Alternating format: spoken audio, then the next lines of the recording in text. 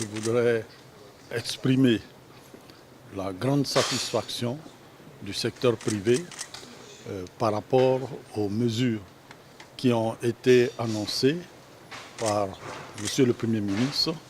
au cours de la conférence de presse de tout à l'heure, mesures se rapportant à l'annexe fiscale, la loi de finances 2018. Monsieur le Premier ministre nous a confirmé que le Conseil des ministres qui s'est tenu ce jour a acté les négociations, les discussions qui ont eu lieu entre le gouvernement et le secteur privé à la suite de l'orientation donnée par le chef de l'État et discussions qui ont permis de trouver des solutions acceptables, des solutions acceptées par le secteur privé et qui traitent un certain nombre de points de l'annexe fiscale qui ont soulevé quelques préoccupations au sein du monde économique ivoirien. Donc le secteur privé est très satisfait de cette mesure et donc je voudrais saisir cette occasion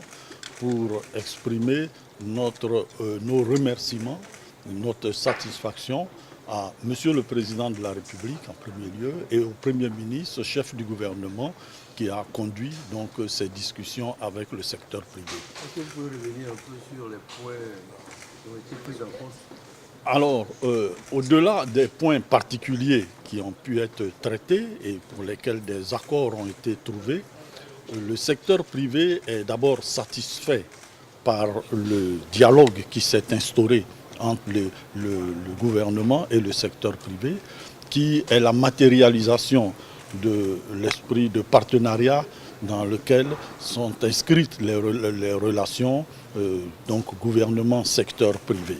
Et donc nous nous sommes vraiment tout à fait rassurés que même dans des moments de tourmente, dans des moments difficiles, cet esprit de partenariat est prévalu et que nous nous soyons retrouvés autour d'une table comme partenaires et pour discuter de manière tout à fait ouverte des problèmes des uns et des autres. L'annexe fiscale 2018, dans sa première version, posait un certain nombre de préoccupations, notamment à l'endroit des PME, des petites et moyennes entreprises ivoiriennes. Et donc, sans rentrer dans le détail technique des articles concernés, mais le gouvernement a accepté de revenir sur toutes les mesures qui pouvaient représenter une charge fiscale supplémentaire pour les PME. Et le gouvernement a ainsi matérialisé sa volonté de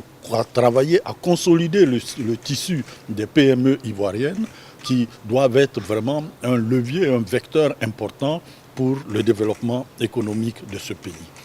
Certaines dispositions également touchaient des produits spécifiques.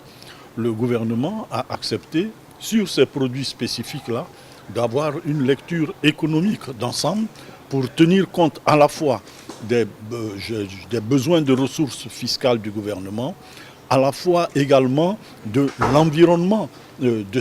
ces produits-là qui pouvaient être soumis à une concurrence déloyale de fraude et de contrebande. Le gouvernement a accepté donc de regarder tout l'environnement économique de ces produits et d'arbitrer avec nous sur des niveaux qui nous semblent compatibles avec la marche de ces entreprises-là qui pourront continuer de fonctionner tout en